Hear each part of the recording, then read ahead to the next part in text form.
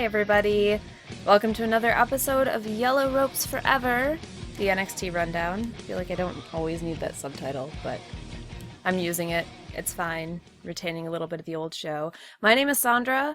I am here tonight with Mr. Sondra, my dear beloved husband. Hello, dear. Hello. And he has agreed to review / I'm sorry, Kenny, run down the episode of NXT that aired I'm February not going 17. to run this product down. We're going to be positive. Yeah, rundown has a really negative, like run space down is negative. Rundown is like, it's a rundown. We're just It's kind of like a hoedown. I don't think it's anything like a hoedown. I don't think hoedowns analyze things in detail. Look, I was just trying to be cute, and you stepped all over it. You're very cute, darling. But we will get into the episode in just a moment after this brief musical interlude. Where's the music? I'm putting it in post.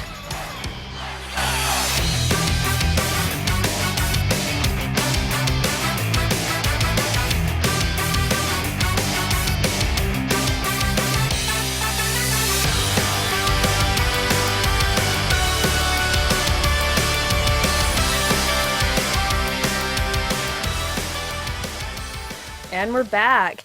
The episode opened with a little video package about Sami Zayn and Samoa Joe, who would be in the main event tonight. And the thing that sticks out to me is that Sami Zayn wants to be the first two-time NXT champion.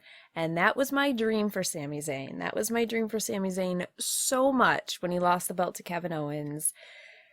And it wasn't to be, and it probably won't be. Well, we know it's not to be, right? Like, Sami's time is nearing its end here in NXT, probably, and that makes me very, very sad. And I feel like that's the double-edged sword of NXT, is that it's cool because things are fresh and people move on, so you have fresh talent and stories don't get old and you don't get John Cena versus Randy Orton. Like, you can't have that in NXT because people aren't around long enough, right? You're not going to have a decade of the same people fighting. At the same time, when your favorites are there, and you want them to be able to tell a complete story, and then things like shoulders ruin our lives because the shoulder is like the most evil joint on the body, right? It means you're not going to get stories to completion like that, because to be the NXT champion is not something that everyone gets to be. There haven't been all that many of them, and Sami Zayn is not, unless there's something really, really strange that happens. Like, Sami Zayn's not going to be the first two-time NXT champion, even though that would have been the perfect story. And that just makes me sad. But I guess that's a lot to say about a video package, but Sami Zayn sort of has my heart, and I love him, and we'll talk more about that match later. But the first match on the show was Enzo and Cass, Realest Guys in the Room, and American Alpha versus Blake and Murphy and the Mechanics. And I loved this match, just like I love most of the tag matches that seem to open shows and are so good.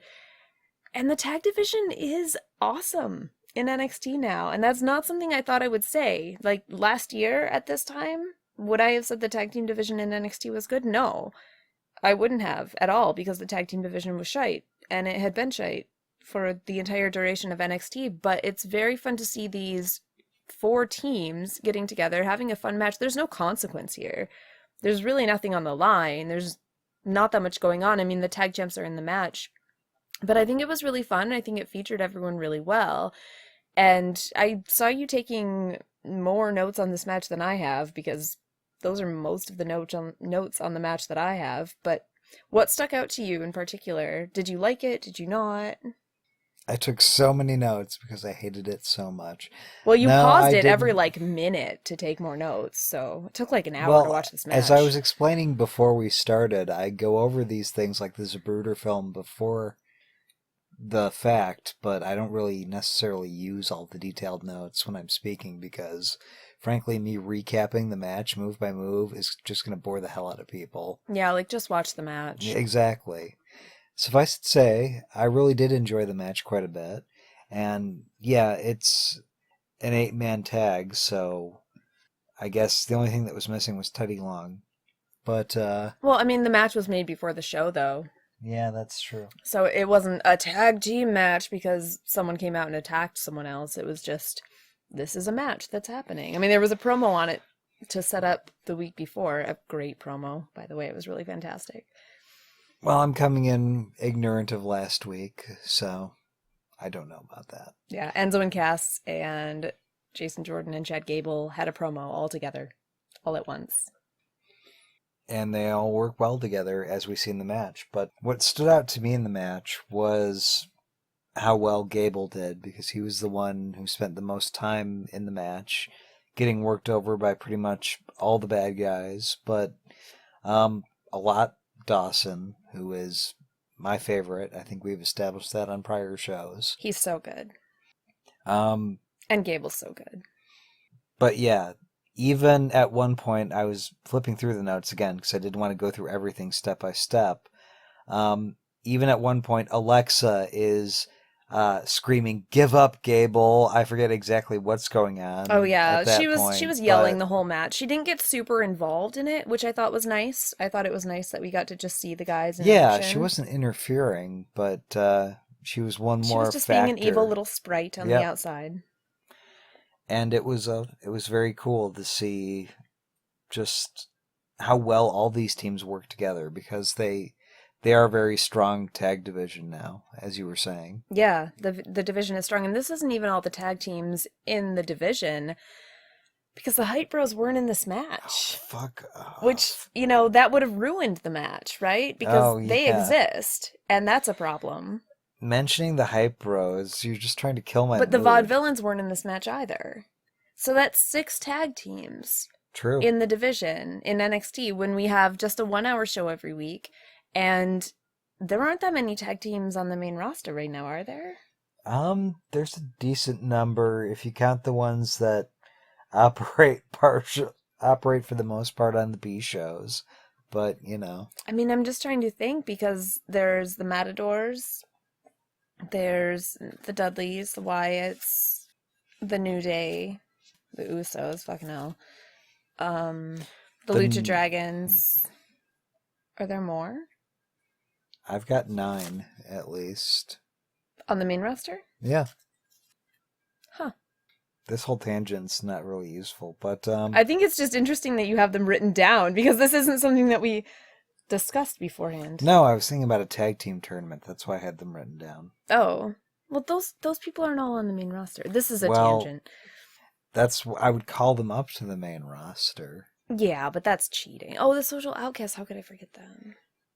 What do you mean that's cheating? It's my fantasy booking. It's not cheating. Okay. Well, still, the point is that... Yeah. The point is that we don't even have all that many teams on the main roster, and on NXT, they're not going to get featured as often as on the main roster, right? Because we only have 1 hour a week, so you don't see everybody. You don't see Finn Bálor in a match every week. You don't see Bayley in a match every week. You don't see the tag team champions in a match every week. And so it's just really interesting that the tag team division rocks, when for so long the tag team division was the Ascension and the Ascension, right? So I don't know, it's just really cool to me, but I think it was a very good match. I could go through it move by move if I had taken notes on that. It's not worth it, but it's definitely worth your time checking out. Oh, at the end when Jordan and Cass were both cleaning house? Oh my gosh, that was amazing, because Jason Jordan and Colin Cassidy are 2 of the hottest tags in tag team wrestling in WWE, right? Like, you tag in Big Cass to do the big moves and to finish things off and da-da-da-da-da, and you tag in Jason Jordan to do the big moves and to finish things off and to whatever. And that was so cool. Who was even legal then? I think it was Jordan, maybe?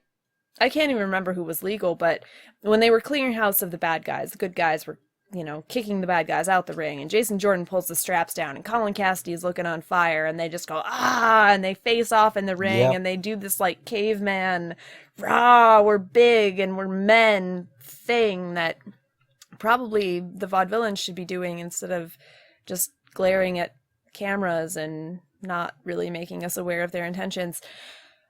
It was really fun. It was just really fun to see the division kind of on display here, and I thought it was cool. And the finish of the match, the sequence was very cool. And eventually Scott Dawson, one of the tag team champions, my favorite tag team champion, gets pinned, which was unfortunate. But the way it happened really didn't piss me off too much, because if you're in a multi-man tag, like, okay, fine. And I assume what they're going to do is set up a number one contenders match between the Certified Gs and American Alpha, would be my guess. And I'd be perfectly fine with seeing a match between the Certified Gs and American Alpha again, because... Are we calling them the Certified Gs? The Certified Gs, the realest guys in the room. Okay. They don't have an official name, so... You know, I mean, they call themselves, they're certified Gs, they're bona fide studs. You can't teach that. Can we call them the Studs? No. We cannot call them the studs. That might upset someone. But... Oh, yeah, I didn't even think about that. Yeah. I don't think that would go well. But... No, I mean, if we get a number one contenders match between those two teams, it could be awesome. And... You know, that'll just be on the way to American Alpha winning the world at Dallas and setting up the American Alpha dynasty, which will be great. But to pin Scott Dawson, it did take both tandem finishers, right? Like, the American Alpha did Grand Amplitude, which I finally looked up the name of their finisher, which is like that throw up bridging German thing that they do.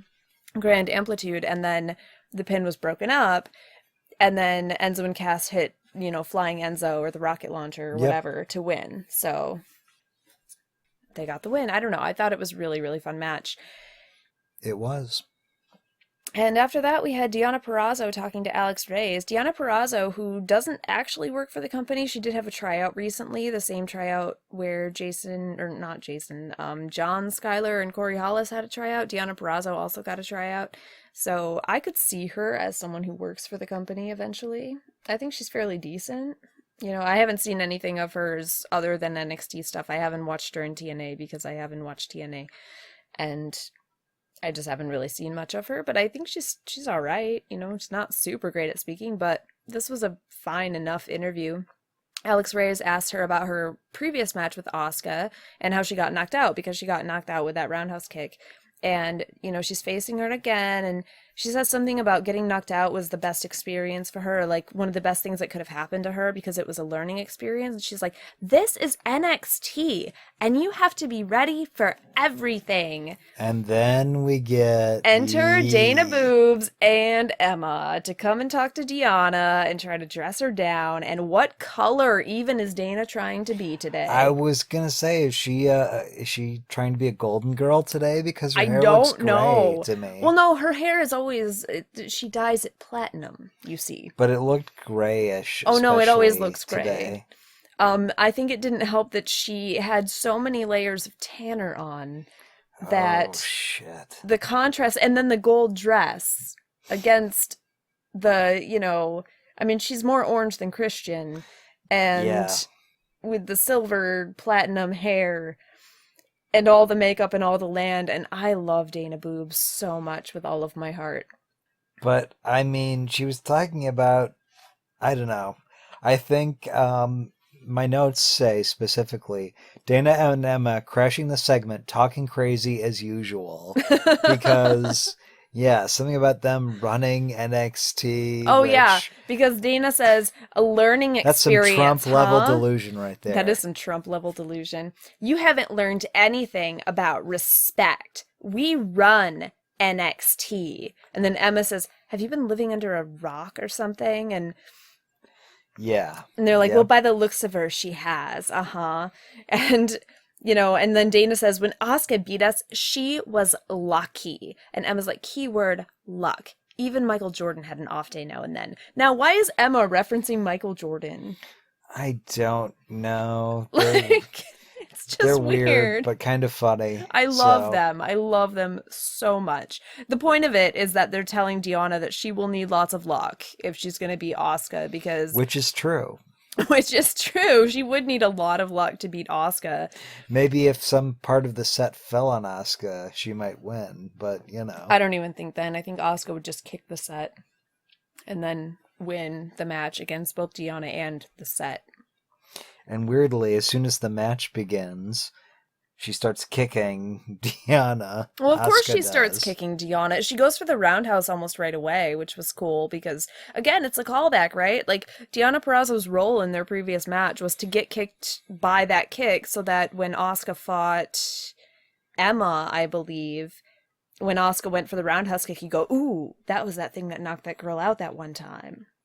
And what I like about this, though, is that Deonna Purrazzo is not an important character in NXT, right? She's not. She's not at No, all. no. You know, she's like Famous B in Lucha Underground, or like, Vinny Massaro or someone in Lucha Underground, right? But well, actually, you know what? I think Famous B is probably the closest because Famous B had like this weird ad segment this past week where he was a used car salesman. Really? Yeah. He was Huh. like, you gotta get famous and like buy one of his cars or something. It was really weird and it was funny and it made me laugh Okay. because jobbers are getting now like used car ad salesman things on Lucha Underground because Lucha Underground is the best show. But Deonna, they're making her into a thing. She's a jobber. Of course she's a jobber. Like, she's not going to win against Asuka. Are you kidding me? Of course she's not. But I think it's cool that they gave us this little mini story of, okay, so there's this girl that got beat right away by a kick to the head. And this was right around the time of the Ronda Rousey Holly Holm fight, too, which made it Oh, okay. interesting. And so it's just this little mini, like, one episode story, at least one episode so far, story of Deonna trying to say, all right, well, I got kicked in the head. I lost because I got knocked out. I'm going to learn from that and I'm going to try to come back and maybe I can defeat this monster lady. And the story is, can she defeat this monster lady even though she's completely outmatched? No, she can't. Of As it course she turns out, she can't. cannot defeat She this cannot monster defeat this lady. monster lady. 100% no. But it makes a good mini story, right? It means there's a reason for this Yeah. match to be happening and there's some intrigue to it. And they took the time to have 30 seconds or whatever to set it up. And they took the time to have Emma and Dana interrupt because Emma and Dana think that they run the place, even though they clearly don't, because they are not very high on the totem pole No. of women, right? Like, they're not higher than Nia Jax. They're not No. higher than Bailey, obviously. They're not higher than Asuka, but they have an inferiority Yeah, when complex. Eva and Naya are higher than you on the totem pole. Then there's a problem. And Emma's amazing and she should totally be higher than Eva and Nia. But, whatever, in the pecking order, it's just interesting. And I like that it also makes the division feel more fully formed, which is something I Yeah, talk about a that's true. lot because it means, other women in the division are interrupting this girl who comes in and thinks that, maybe she can win. And it's not like she's being arrogant about it. She just really wants to try. And they're like, oh, fuck you, bitch. You're not going to be able to do this because they're that insecure that they just have to pick on, someone weaker on the playground. And I think that does good things for Emma and Dana, and it makes Deonna interesting for a show, and it Yep. makes it more interesting when we see Asuka fight Deonna. And in the match between the two, Deonna does get more offense in this time. She doesn't just get kicked in the head and lose right away. Well, early on, there's the slap. There's the slap. She does a few forearms to Asuka, and then she slaps her. And the crowd, as they are wont to do when someone confronts Asuka now, they chant, "You fucked up." Because slapping Asuka is, I think it's the best use of the "You fucked up" chant, frankly. Like, I hate the "You fucked up" chant in terms of, oh, you botched a move, you fucked up, because that's a dick thing to do. Like, wrestling's not that easy. I might chant it at Eva Marie because she's awful, but like, you fucked up by slapping her because now she's going to kill you. And I thought that was really funny. Yeah, and I will say I didn't take hugely detailed notes on this match, but one thing that was kind of pivotal, but maybe not my favorite moment, was when Deonna tries to come at Asuka from the second rope, pretty much in full view, and not nearly quickly enough in my estimation, and eats a major kick to the midsection as a result. Well, she deserved to. I mean, Yeah. she's outmatched, right? Like, she's outmatched, and that's the story of it, is that she is outmatched. And it doesn't work in her favor, but she had fire. She was trying. She was trying real hard. Something I love about it too, though, is that we see that Asuka's not just great at kicking ladies to death, because she will murder death kick you to death, right? We know this about Asuka, but she is so good at catching ladies into submissions too. Yeah. The way she will grab your arm or your leg and get you into a knee bar or an ankle lock or an arm bar or something like that, it's fantastic. And it reminds me of Daniel Bryan. And not just because I still have Daniel Bryan on the brain, because I'm still a little sad about Daniel Bryan. I know. I've been listening to his book again lately. But she really is Daniel Bryan meets the Ultimate Warrior. As I heard someone say in a podcast one time, like, she's so good at just catching someone into a submission. She's much more sinister than both of those people. Yeah. She is sinister, but she laughs a lot. I mean, she loves to slap her ass for the hip attack. It's not mirthful laughter. Well, it is kind of mirthful laughter when she's slapping her butt, when she's like, haha, hip attack, look, I have a hip, and I'm going to ass-based offense you. I don't know. But, I mean, the smiling in general, I mean, she's evil. It's creepy smiling. It's yes. great.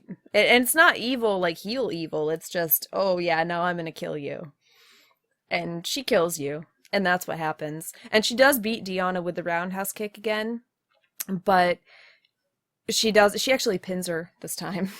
Yeah. Instead of it just being a ref stoppage, because it was a ref stoppage last time. Oh, okay. Yeah, it was just, she kicked her and the ref was like, nope, she's out, she's done. And...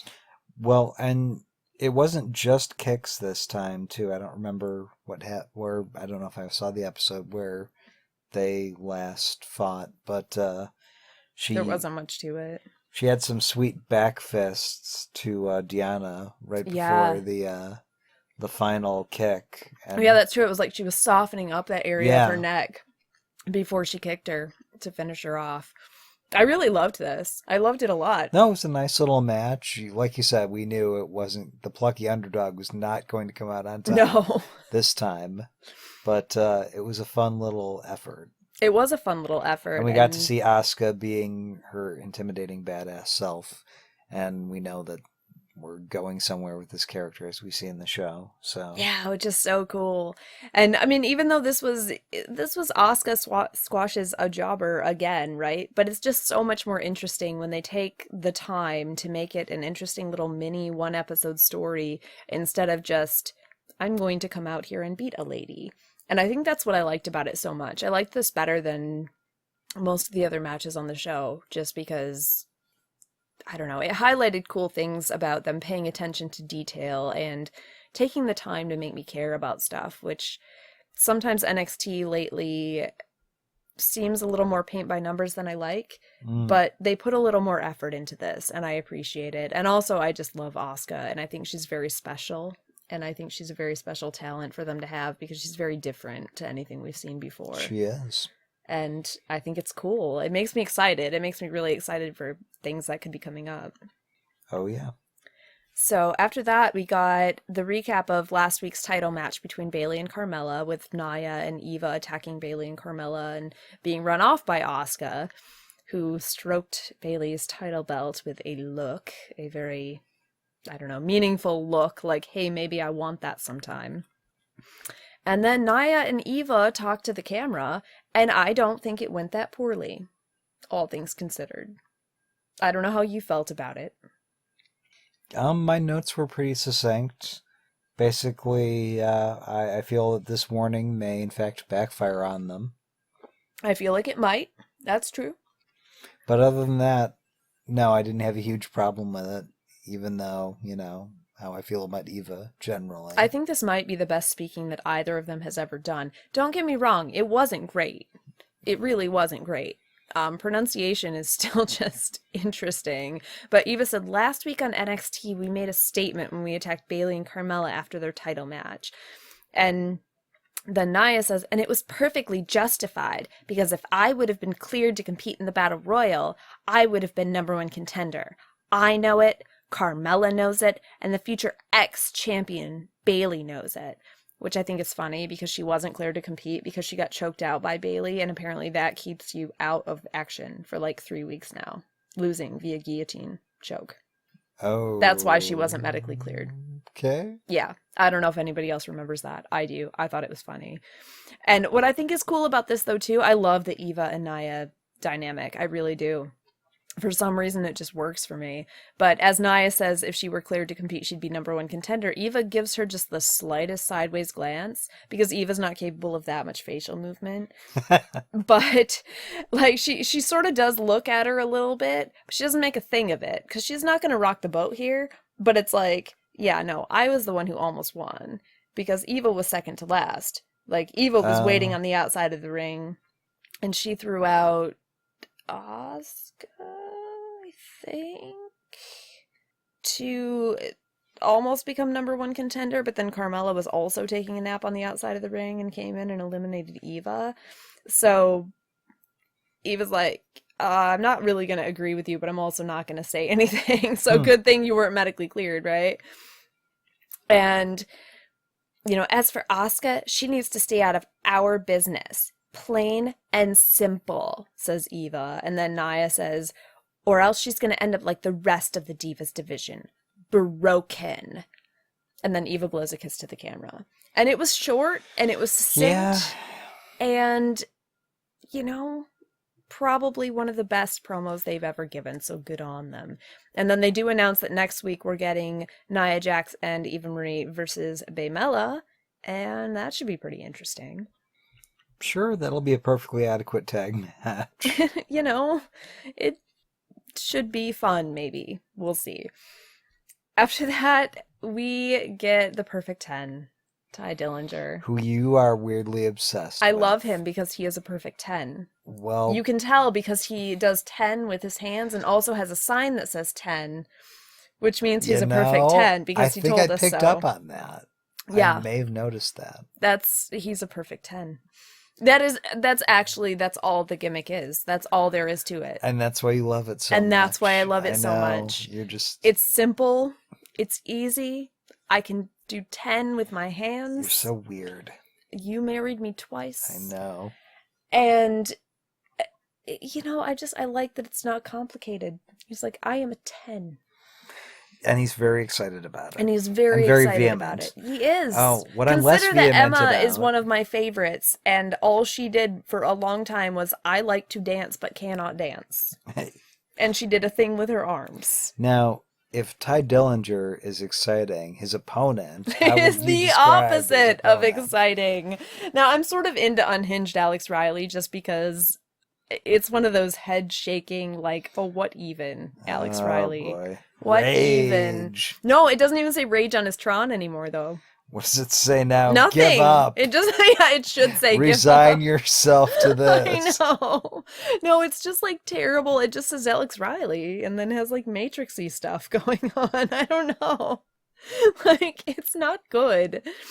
And something I wrote on Twitter, and I wrote it down for myself just so I would remember, but like Alex Riley, when he came out, he looked like he absorbed Elias Sampson and they were sharing the same sad career trajectory. Oh, sans the useless guitar. Like, Alex Riley doesn't even have the useless guitar that Elias Sampson has. He's just Alex Riley. Like, his hair's all scraggly, and at least he's not wearing those weird white trainer boots things anymore, but Alex Riley, fucking hell. Like, he's so Alex Riley. Yeah, pretty much.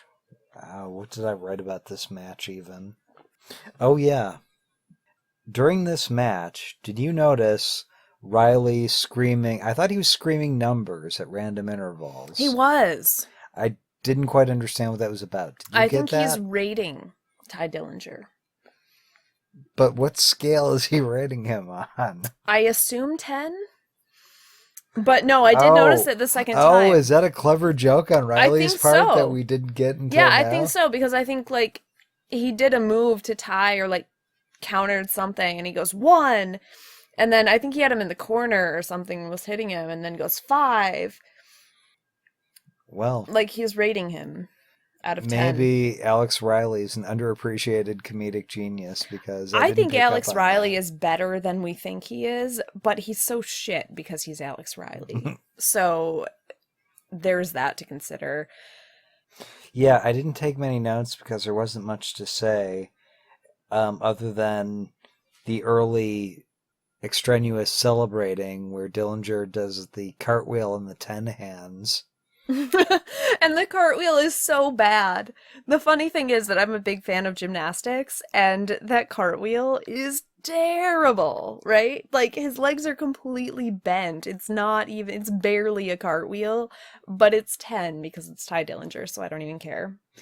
But yeah, other than the celebration and Dillinger getting a surprise roll-up win at the end, Yeah, not that's what much to say surprised for me. it. I was so excited You because thought Riley was going to I win? thought Come Riley was going to on. win because Riley just came back. Riley won against Bull Oh Dempsey yeah, we're last going to build week. Riley's momentum for his No, big push off I'm a not cliff. kidding. I think that that's where they were kind of going because pushing him off cliff would make more sense. But no, I mean, Alex Riley came back against Bull Dempsey last week or the week before, and he won because, he's back. It's a thing, and they're doing a story with him, and it's a thing. And Ty Dillinger doesn't have a story. Ty Dillinger is just a perfect 10. Ty Dillinger is a perfect 10 who loses to mostly everyone.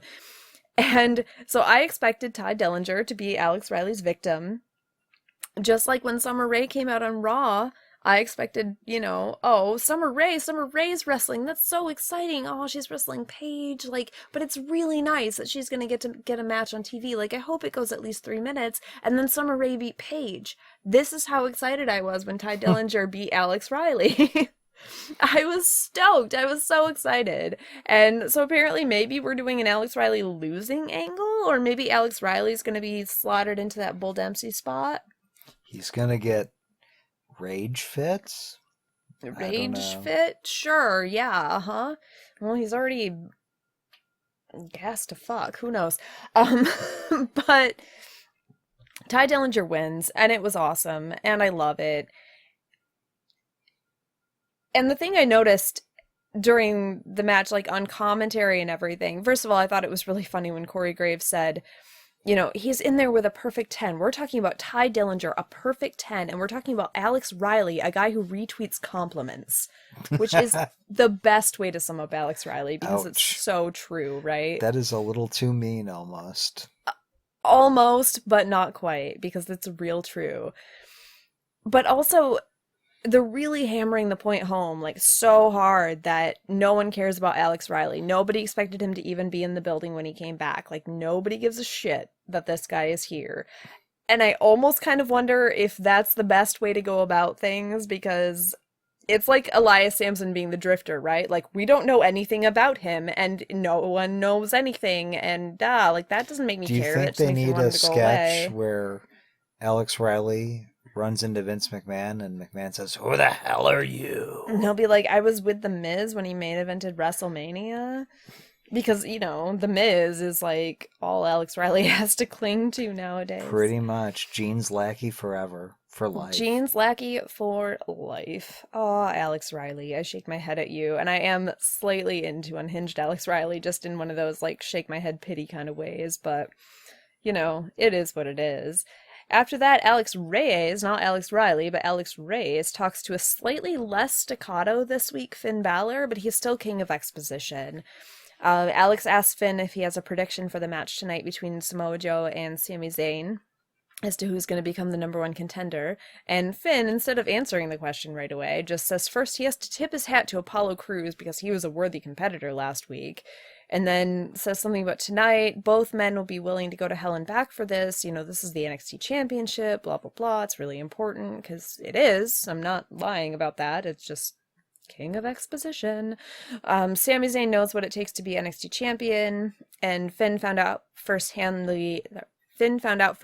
how badly Joe wants it, but Finn will do what he does better than anybody, and that's defend the NXT Championship. And promo over. Yeah, meh, okay was pretty much the summary in my notes. It was better than the week before, where he was William Shatner in his delivery, but I don't know, whatever. After that, Baron Corbin finds William Regal in his makeshift office, because it's weird because we're not at Full Sail this week. Yeah, it kind of looked like a porno office. It was in a dark corner. It was a stairwell. Yeah. Because, offices are often located in stairwells, but NXT doesn't travel from Full Sail very often. So if they have to do office segments and they're filming at a different location, it's just strange. It's kind of jarring. It's like, that's not William Regal's office. What is going on here?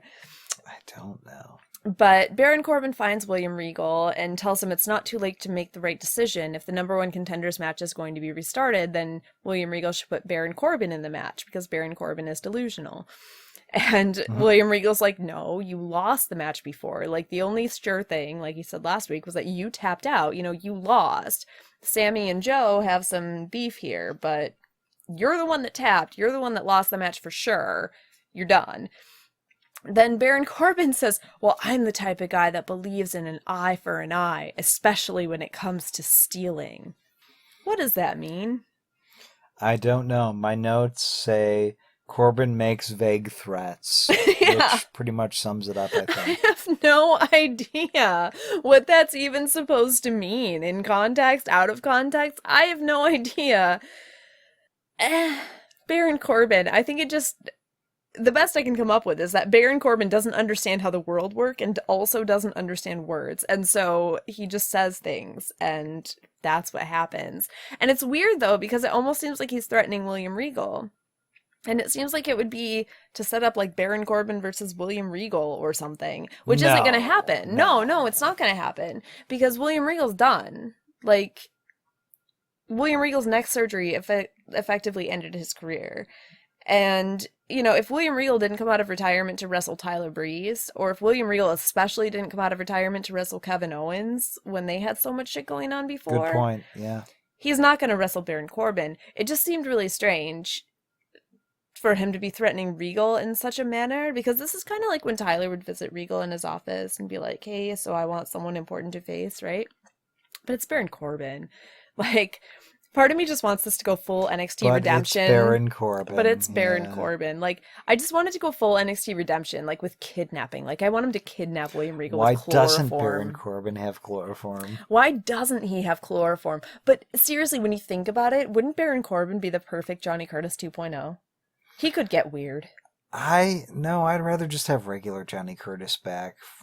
I know, I miss Johnny Curtis. He was really great. I'm just saying, like, I think Baron Corbin could use get weird to his advantage. I don't know. I feel like I've been down on Corbin in the past, but in prior appearances, he's slowly grown on me because I think he's made progress. He's made a lot of progress. However, he's become a good wrestler. I think Goofy would be a bad direction to take him in now. So I just don't think he could be oddball like Johnny Curtis effectively at this point. I think he's still building himself up. Let's not try to give him advanced character work quite yet. He's still working on speaking words. Yeah, exactly. It's difficult for him. He can just keep telling people to go back to random indies, whether they've been there or not. Go back to Ring of Honor, Apollo Crews. Yeah. Yeah. Oh, Baron. But I love that about him, though. Like, I love that because it's like Baron Corbin thinks all indie guys are the same. Pretty much. And so it's like they must have worked for Ring of Honor because that's the one he's heard of, and he despises them all. I don't know. I think it's great. I'm coming more and more around to Baron Corbin all the time, which is weird. Well, yeah, I think he's one of the people who will benefit from, I don't know who's going to be graduating from NXT how soon, but when I imagine the main event scene clears out a little bit when they lose a couple of people. After Mania, that will probably happen. Yeah, I would have to imagine. He'll benefit because he'll be in a good position to be one of the top heels left. And he can have some more time to develop before he gets called up or whatever happens with Baron Corbin in the future. So, yeah. And because he is coming along and, maybe with some more seasoning, some more working with guys like Apollo Crews and whoever else, he will be a decent heel on the main roster at some point, but... Well, it's interesting because to me, Baron Corbin is Roman Reigns in so many ways. And I've been saying that for a while, but... In some ways. He's Roman Reigns in so many ways, except for Baron Corbin got the time in NXT to really become something. Because Roman Reigns didn't have that time in NXT to really become something. Roman Reigns did the same thing in NXT that he really did in FCW, and then the Shield happened. And that was awesome, and I love it. But Baron Corbin has had a good while in NXT to really develop a thing, and so I think that might work to his benefit. And also, they're not going to try to push Baron Corbin as a babyface star. Like, No. I mean, not that they did with Roman Reigns right away. They didn't, because the Shield were heels for so long. So they didn't try to, like, make him the guy right away, but I don't know. I think they're very similar experiments, because for a while in NXT, they were like, Baron Corbin's a thing, Baron Corbin's a thing, Baron Corbin's a thing. No, we promise he's a thing. And we were like, no, he's not a thing, he sucks. And at least they turned him heel. Yeah. Like, Baron Corbin is what Roman Reigns should have been. Pretty much. But not as pretty, and... No, he's got those bags under his eyes that make him look sad all the time. And his hair's not so stellar, and his weird belly button, and... Far be it for me to body shame someone, but he's not as pretty as Roman Reigns. But I think he's being handled better as a character, and his development is going reiterate once again, better. he is the grumpy cat of NXT. He is the grumpy cat of NXT. I mean, there's a Twitter account called My Sad Baron, why Baron is sad, and it is essentially like Grumpy Cat, but in Baron Corbin pictures. If only when Grumpy Cat had visited the WWE Universe, he and Baron Corbin had crossed paths. It would have been perfect. It would have been the match made in heaven, basically. Or the match made in boredom, who knows.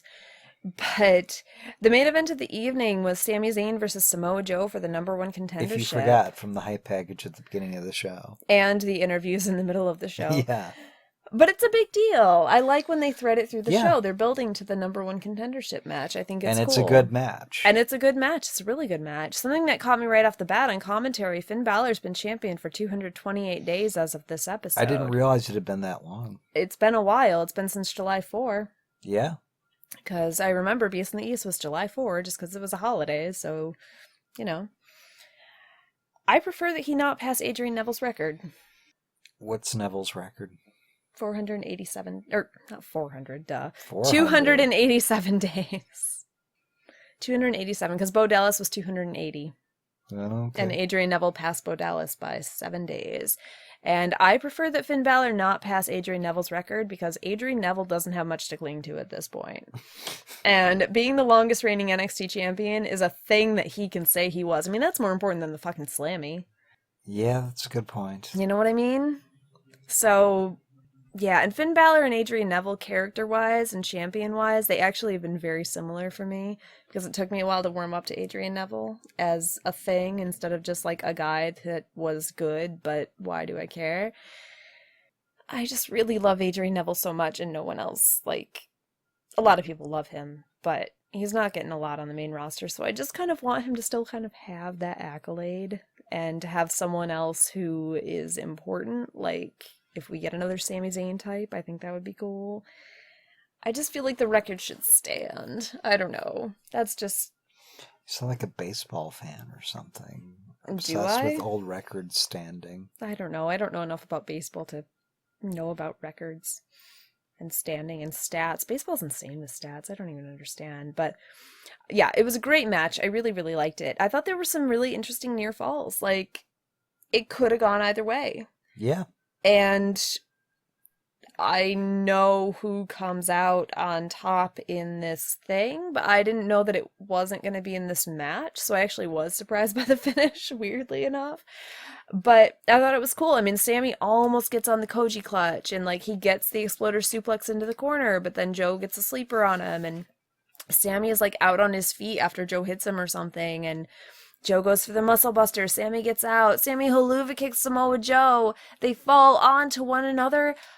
Both men's shoulders are down. Drake Wirtz is the ref, so you know that he's going to do a good job because he's Drake, and his gimmick is, I know how to ref. I am not the dark-haired ref, and I know how to ref, right?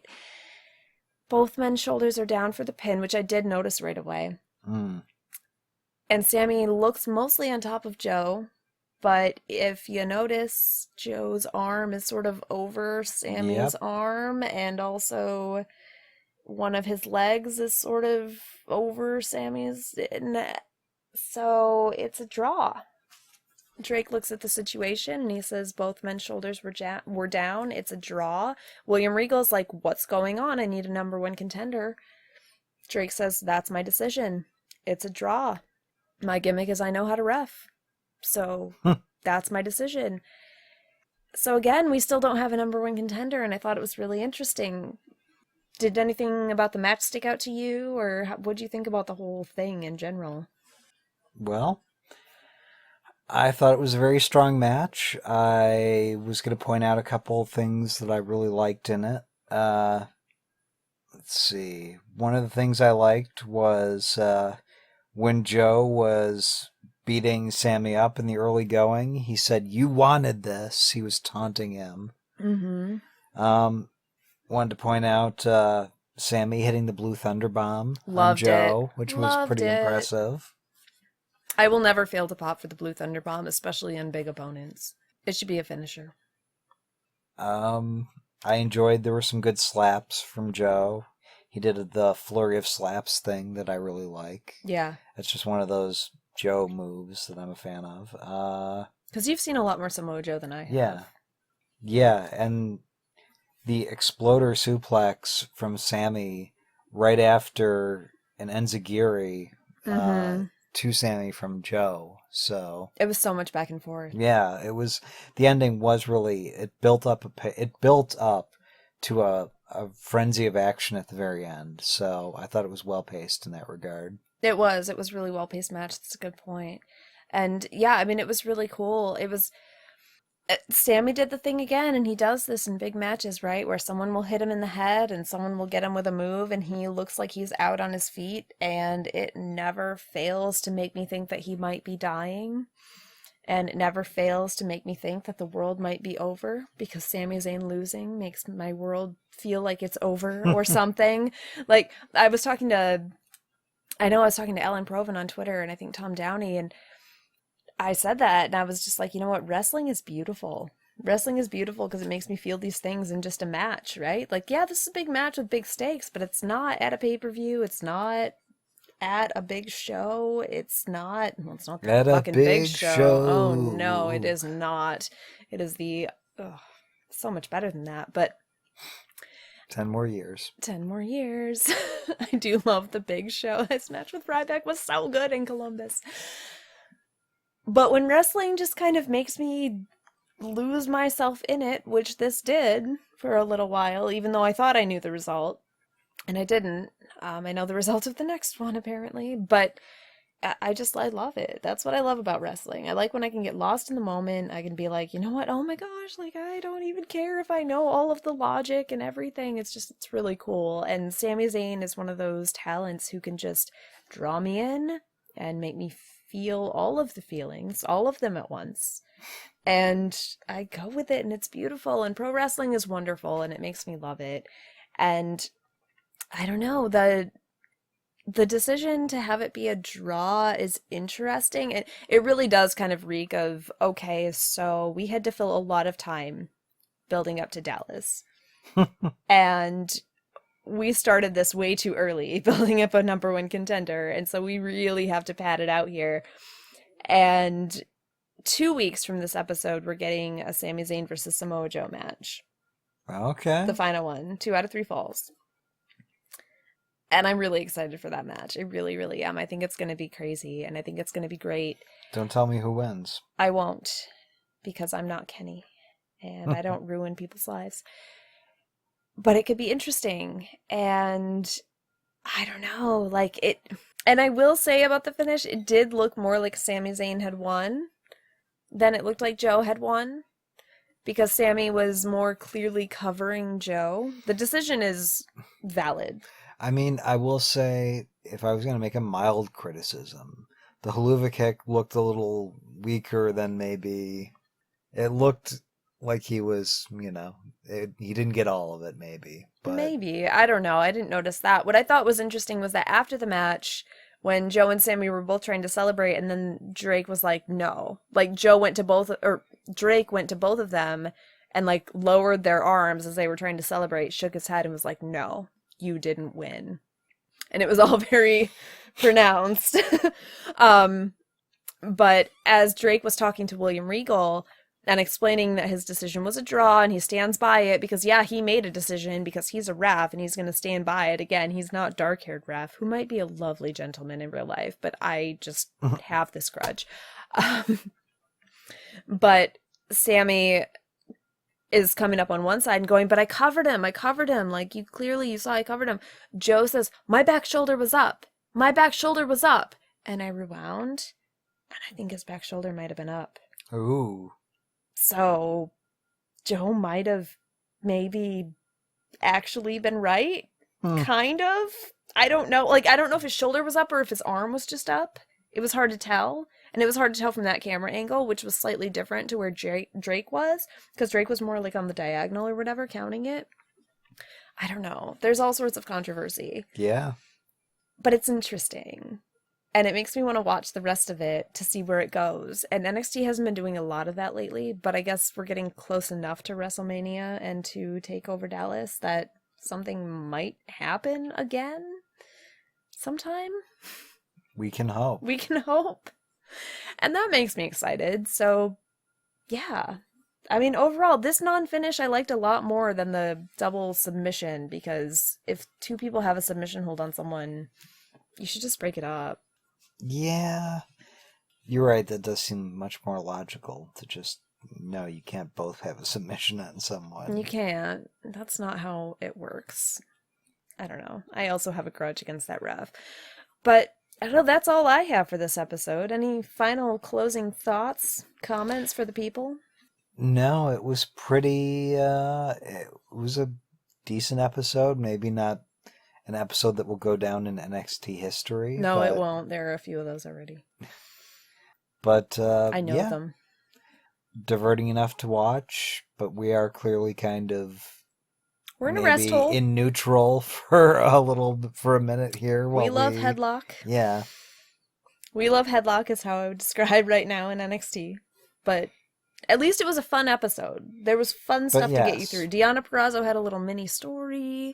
The tag match was fun. Dana and Emma, boy. Dana and Emma exist, and that will never make me sad.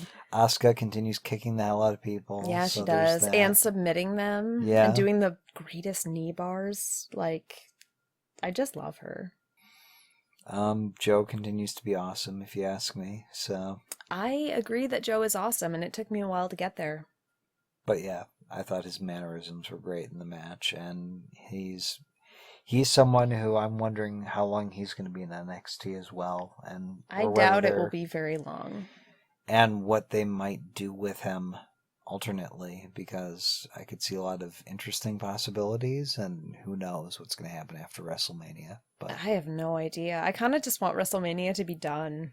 Yeah, so that we can get to the good stuff. Yeah, like I feel like WrestleMania is this big roadblock in terms of progress in wrestling right now in WWE, like for NXT and for the main roster, mostly for the main roster, but I get it. There's going to be an Undertaker match. There's going to be a tournament against Shane McMahon, which is weird. Yeah. I'm super excited about that, by the way. Well, Shane McMahon. Like, I didn't get to talk about it because this episode hasn't gone long, so I don't know, why not? You can cut it or not cut it. I can cut this or not cut it, whatever. But I was so excited when Shane McMahon came back because he's my favorite McMahon, and I've never seen him on WWE TV in context because the last time he was on TV was 2009. And yeah. I didn't start watching wrestling at all until after we were married, and you turned on Raw one time and Jack Swagger was getting his trophies destroyed, and I was like, oh man, what is this crap? And look how far we've come, everyone. Yeah. He started it. I'm not the one podcasting about it weekly. You are podcasting about it right now. Well, not weekly. No, not weekly, but right now. If you were going to leave that as I'm not the one podcasting about it. Yeah, I'm not really here right now. But you are. Ha ha ha. I could be you with a voice modulator. I am not doing a voice modulator. I am not Chris Jericho. That is not what I do. Mr. Sondra's greatest desire in the entire world, mind you, is that I do this podcast with a voice modulator and have two characters, and I refuse because I am not Chris Jericho. I hate the audience and want to torture them. I am not cool dad Sondra.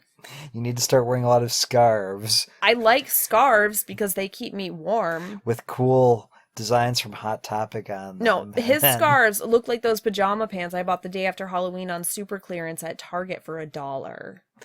Yep, they sure do. And it's not cute. But no. But thank you everyone for listening. Thank you, Mr. Sondra, for joining me. Yep, Making happy the to trip help once all more. the way to Oh this yes, room all the way into another room. to sit next to me and record. I appreciate it. I appreciate it so much.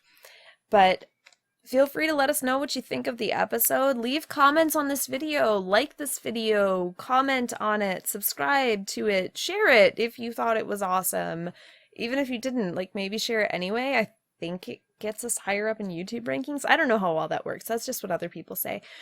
But you can find us on Facebook at facebook.com/The Inside Network. So if for some reason you're finding this on YouTube and you haven't liked or subscribed to Inside the Ropes, please do that. That's awesome. Leave Inside the Ropes comments and reviews on iTunes and Podomatic and wherever else. That's also very helpful. You can find me on Twitter if you want to talk to me personally at SondraRuthRW. Mr. Sondra signed up for Twitter once, but probably doesn't know his password and hasn't logged into it in months and months and months, so there's really And no yet use you keep going mentioning there. it, so. Well, it seems like I should plug where people can find you, but you don't really want to be found. And yet you keep mentioning it, so. It's just a thing. But I guess that's the end. Thank you, everybody, and I will talk to you next week. Bye. 10.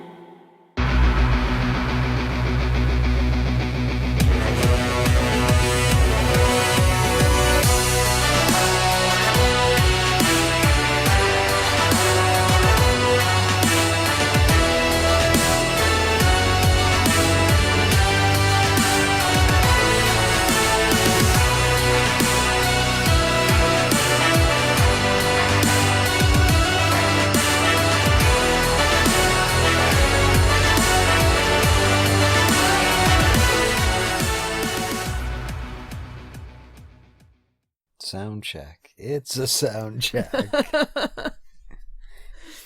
It's Yes. when you talk into a microphone.